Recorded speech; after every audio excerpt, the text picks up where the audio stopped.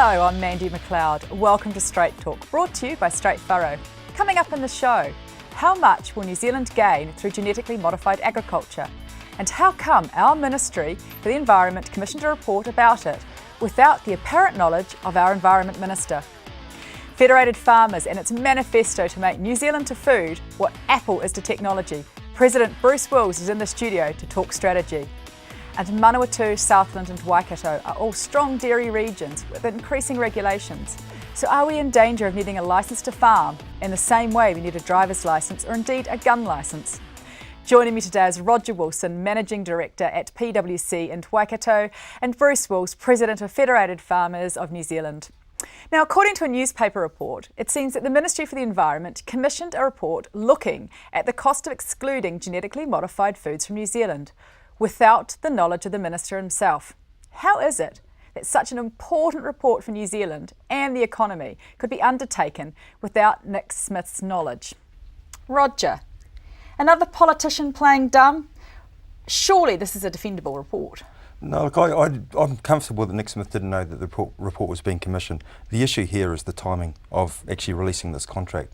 Releasing the contract immediately before an election, with closing date 4 days after the election, I don't know that that's the smartest move, timing that they could have come up with, that's all. What do you think, Bruce? Listen, this stuff's a very polarising issue. It's a debate that we got to have, but I think, probably not a wise thing to bring out just prior to an election. Why do you think it was? Was it actually leaked from the Minister's office, do you think, or did it come from somewhere else? I want to pick on Bruce. The issue is the debate. We have to have this debate continually. Yes, we do. I think the last one was a decade or so ago, very polarising. And if we don't understand the consequences of excluding GE and GM from New Zealand, there may be some opportunities we miss out on. If we don't understand the impact of that, we'll never have an informed opinion, informed debate. I completely agree with that. Absolutely. There's the argument that we remain GE free in New Zealand. The other argument is, by using biotechnology, what could it benefit our kiwi fruit industry, for example, with PSA? Our scientists, are they actually keeping up to international standards if they're not looking at, GE or biotech? Is there a danger of New Zealand maintaining a standard and slipping behind at the same time? Listen, I think science is massively important to New Zealand agriculture, and part of that science debate is biotechnology and GE. Something that I notice when I travel overseas and deal with other agricultural countries, this discussion is far more advanced with a lot of our competitors compared with the discussion here in New Zealand. So, listen, I'm not saying it's good or bad, but what I am saying is we absolutely need to bring it out in the open. We've got to talk about it because what we do know is we've got a challenge to feed the growing world, and maybe we do need to look at some of the science that these technologies offer. Roger, do you think that in New Zealand over the last decade or so we've lost the ability to have an opinion? Yeah, I suppose we have. I mean, we're pretty timid. We're pretty timid now. I think that the complication is around GE, just people being aware of the facts. A lot of our opinions now are ill-informed or uninformed, and so unless the information is actually out there, made available, we can't have an informed opinion, and that's the worst sort of debate you can have, is an uninformed one. And GE, GM is like that. I mean, Bruce has touched on, we have 7 billion people on this planet today. 40 years' time, there are going to be 9 billion people. So we have to produce enough food for that population. You've seen in North Africa what's happened where the population go hungry. They get militant and restless. Other countries are doing a lot of GE. I mean, China's one of the leading countries now with GE, what they've been able to produce and what they're developing. Sure, it's got a taint with it, that it's not where we want to go, but there are some philosophical issues that the human race has to get its head around if we're going to maintain our social requirement to make sure that people have sufficient nutrition. On that point, Bruce, I want to talk about your manifesto. Sure. And in there you talk about making New Zealand the Apple of agriculture. It can be argued that the feds can be a little bit more critical than constructive or creative. So tell us about the manifesto and how you're planning to shift that paradigm. What the manifesto does, it sets out our aspirations for a profitable and sustainable agriculture. We hope it provides a framework for us to liaise and discuss and purposely engage with the new government. And I think, listen, we are already a fair way down the track as far as being an Apple, to what Apple is to technology, what New Zealand agriculture is to agricultural production worldwide. We're respected, we do it well, but we can do it a lot better. And we certainly touch on a number of aspects in our manifesto, things like water, things like a bigger science vote, and certainly faster broadband to help us head down that Apple track. There are little things with Apple, and it's crisp, it's de minimis, and water is our gold that will actually enable New Zealand to achieve that status. We've got an abundant supply of it. We've got to manage all the expectations around availability, quality, supply, cost, all of those things. There's a whole big debate we've got to get engaged in, because that's really the key that will unlock that sort of brand recognition. But I come back to that same question I asked you before about the debate. Are we actually getting enough information to the people that need to be having that debate that is not ill-informed? My concern is too many of our debates, and not just on this DGE biotechnology issue, but too many of them are based on emotion rather than science. And I think, to me, that's the key. If we can get the science of these issues out in front of people and talk about the scientific aspects, we'll progress much further. So how then do you bring that into the regional councils in Southland and Manawatu now, and what is being proposed in the Waikato, to issue licences to farm, to really start restricting the number of dairy conversions because they're afraid of the intensification of agriculture? How does that fit in to what we're talking about? That's a headline, though. I mean, Southland have come out in a temporary measure. They've made dairy farm conversions a discretionary activity. Now, they're saying they've got to develop policies around water quality, riparian rights and things. So the headline is that you need to get a resource consent, and that's true for the short term, but they're not implying that it's a long-term position at this time. And it's, my view is that Waikato Regional Council are buying a definitely little bit of time. Talking about having a licence to farm, to having this as a long-term solution, and I believe that Manawatu are as well. So I see it as a bigger water issue. This is a big issue. It's something that in my role I probably spend half my time dealing with the environmental aspects of farming. And you're right. I think what I say to farmers, we've got two options. We either front foot our environmental obligations a little bit more vigorously than we have in the past, or we risk regulation by the authorities. So to me, there's a simple answer to this one. Regulation is it's expensive and it's cumbersome, so we need to show some leadership as a farming community. So how do we do that? I mean, obviously you're doing it at Federated Farmers, but are the regional councils really going to listen? I mean, my concern is that we're going to get the Green Party in by default through our regional councils, through ill-informed science, ill-informed information. You're not going to change that overnight. It is about engaging. It's about being inside the house and changing things rather than on the outside lobbying grenades. And so it is engaging with the decision makers and the policy makers as much as possible, and a lot more than what we probably have done. But when you talk about lobbing grenades, it doesn't seem to me that it's always the grenades are being lobbed in. There's a lot of grenades that are being lobbed out. So how do we, in the dairy industry as a classic example, change the image so that people want to consult with us? Because at the moment, there is this loggerhead.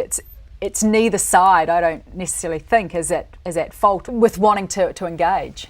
Mandy, we've made with all my work in this area, I can answer this fairly informed on a fairly informed basis. I think lots of good progress is being made.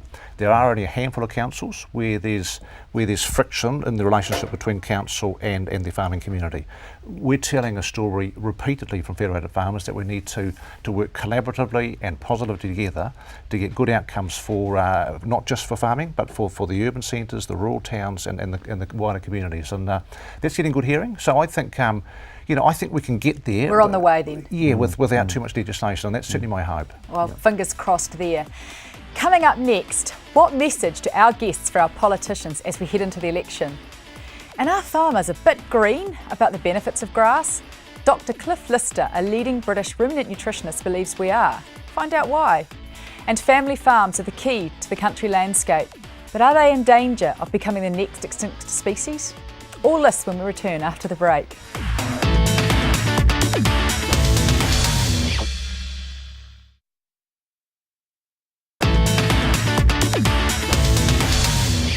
Welcome back to Straight Talk, brought to you by Straight Furrow.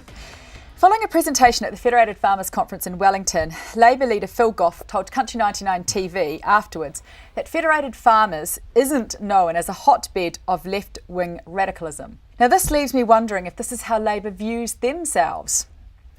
Bruce, what do you think? Do they see themselves as a hotbed of left-wing radicalism, or was this just a taunt? I think more of a taunt. Certainly, it's fair to say that we've got a big difference this year between the policy settings of National, the current government, and the policy settings of Labour. So, some of the policy settings are certainly causing some upset in the farming communities. Roger, how is it, do you think, that we can have major groups, political groups in New Zealand, that can be so openly antagonistic towards a segment of voters?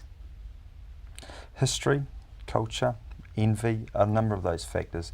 Farming, and I don't think farmers generally have done a great job of selling their exploits to the urban population.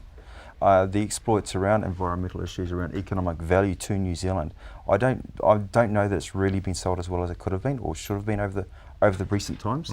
And the more that we can get that message out there and make people who do live in cities and who don't necessarily have an affiliation with land like they used to, where parents and grandparents used to come from the farm and go to this farm at the weekends and holidays. They don't get that opportunity now to see what progress is made on farms around all of those issues. So, but when you think about how important agriculture is to New Zealand's GDP, have we had a really strong agricultural message come out from all our parties about how they're going to support the growth of agriculture in New Zealand? Well, we have, I think, from the incumbents. But just going back to your last question, because that's something that, it is an important issue, and it's politics. I think it's all about politics. I think Labour realise that traditionally the rural sector doesn't support them strongly, and they are bleeding a lot of particularly their greener element, I guess, across to the Green Party. So they're purely seeing if they kick the farmers, they can pick up some support on the left and the greener side of their party. So it is a shame. And it's it's a danger if they become government, if they hit their export sector too hard. So, this is your last chance. What message do you want to send to our politicians as we head to the polls? Roger, I'm going to go with you first because I think Bruce will probably take up a bit of time. I've for some time been focused on the value of water. Water is the key that will unlock New Zealand's wealth, and we've got, I don't know what the solution is, I know what the problems are. There's a whole range of them, from economic use, social use, environmental implications. But it's that water is the key for New Zealand for the next 10, 15, 20, 30 years. We need to continually engage and communicate and get that right. We are an export-led economy. This year, agriculture will bring in $24 billion of export receipts, well over half of our total receipts. So my message is pure and simple, is that we need to support our export industries. It's only going to be through export-led growth that we can get on top of our debt problems, rebuild our second largest city. So policies that support that is certainly something that Federated Farmers and the farming community would support.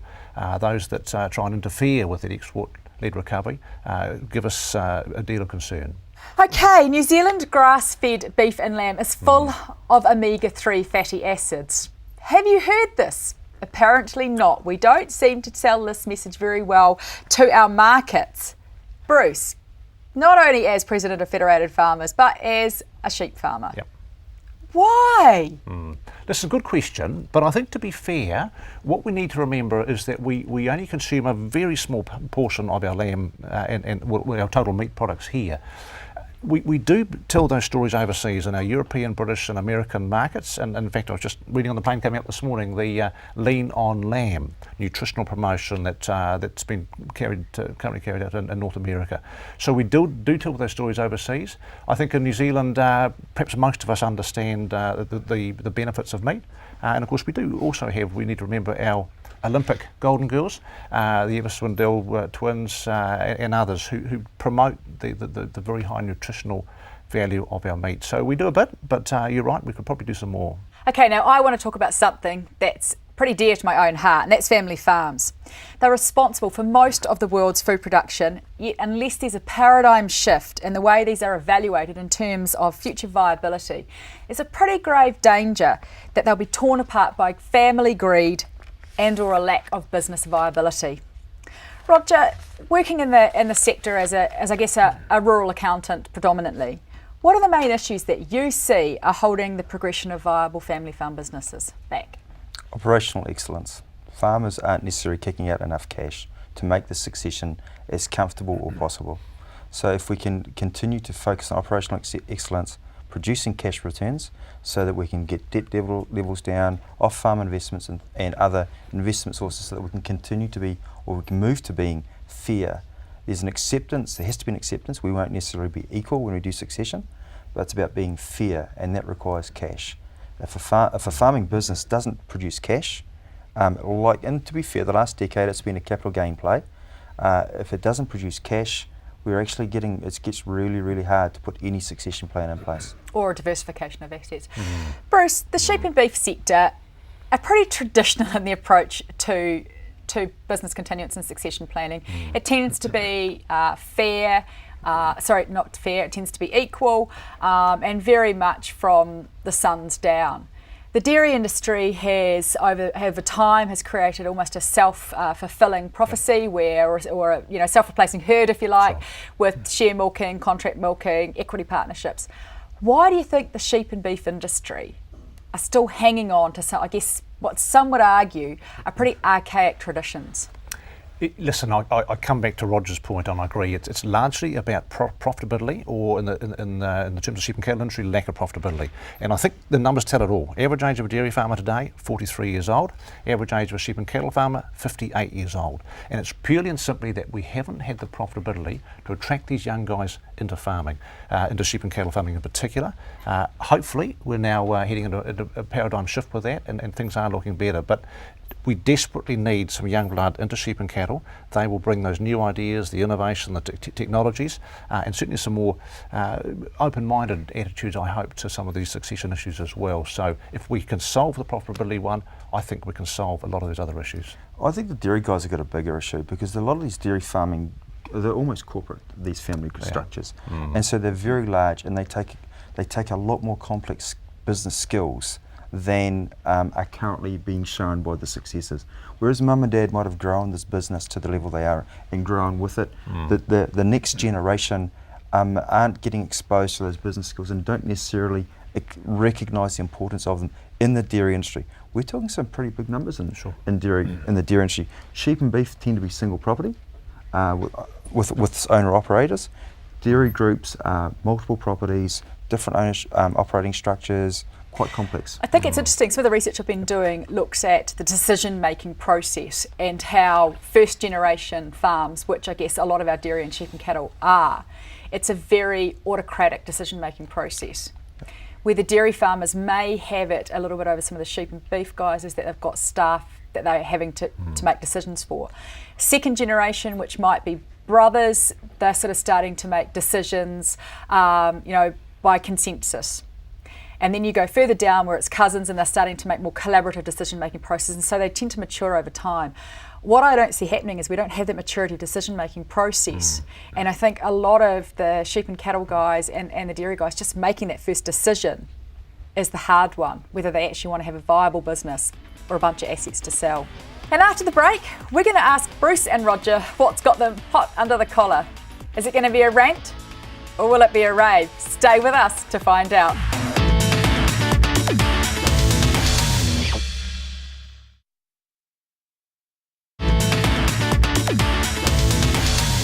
Welcome back to Straight Talk, brought to you by Straight Furrow. It's time now for our weekly rant and rave.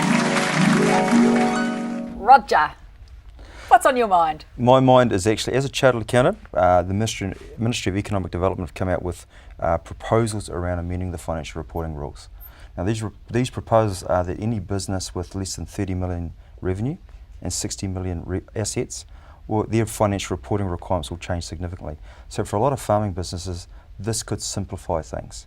The downside of that, which is my rave or rant, is that any business that exceeds those thresholds will have to have an external audit. So a number of farming businesses that will quite easily have in excess of $60 million in assets may be required to have an external audit, even though it's privately owned and has no external reporting requirements. So there is a rave that these proposals could simplify financial reporting for businesses, but the rant is the $60 million asset issue is going to be a significant one for farming. Going back to our earlier conversation, but in the last section, you talked about having that business accountability. Yep. Won't that external audit help those businesses with a significant assets? It's the external audit has the potential to add value, and a lot of businesses are moving down that path, but they're going to be compelled to have the audit, which is not necessarily always going to add value. Right. It has an opportunity to add a lot of value. I agree with that concept, and the management reporting and business skills on the way through, but it's another cost which just further diminishes the returns. And I question in a lot of situations whether that part of it, the external audit, is going to add value for a privately owned business owned by a family. Right. I can appreciate for a group of shareholders or a group of investors, don't have a problem. But where it's a privately owned family business, not too sure. Okay. Bruce. 3 days' time, we have a general election. We go to the polls, and I think this year, compared with many years previously, we've got a real difference of choice between those policies that will strongly support agriculture and those that won't. And of course, by supporting it or otherwise, it also will determine the health and the viability of our economy. So I've got to be careful with this response because we are a political organisation. We play the policy, not the party.